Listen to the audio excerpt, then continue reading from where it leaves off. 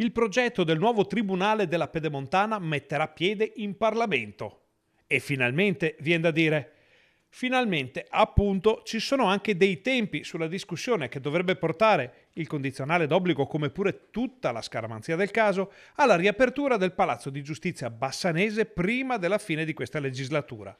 La novità arriva da Venezia, dove la consigliera regionale Morena Martini ha presentato una risoluzione che impegna il governo veneto a fare tutto quello che è nelle sue possibilità per portare avanti la causa del Tribunale di Bassano. A fornire una prima e clamorosa tempistica è il presidente della Commissione Giustizia alla Camera.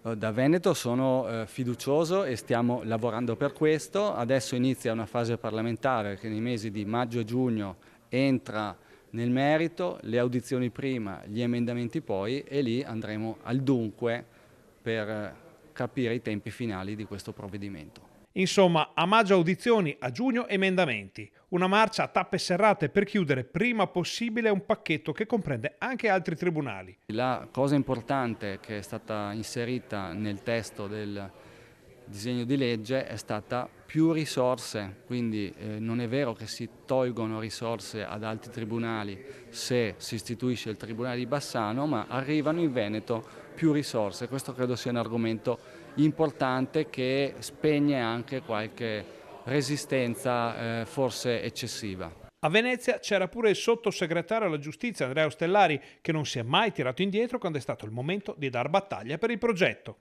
Qui non si tratta di riavere indietro il giocattolino che qualcuno ha portato via, ma di investire davvero su un nuovo tribunale che non è un tribunalino, che prevede una circoscrizione molto ampia con 500.000 abitanti, e quindi questi sono utenti, sono cittadini, sono imprese che meritano ovviamente una risposta. Non ci sono giocattolini, non ci sono tribunalini.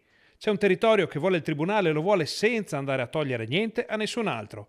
E la Martini lo ribadisce chiamando tutti alla volata finale. Basta contrapposizioni, uniamoci, è il momento giusto, il governo ha già fatto la sua parte, ora tocca al Parlamento e tutti uniti per poter portare a casa un grande risultato, non per Bassano, per il bassanese, per il cittadellese, per la pedemontana, ma un grande risultato per tutto il Vicentino.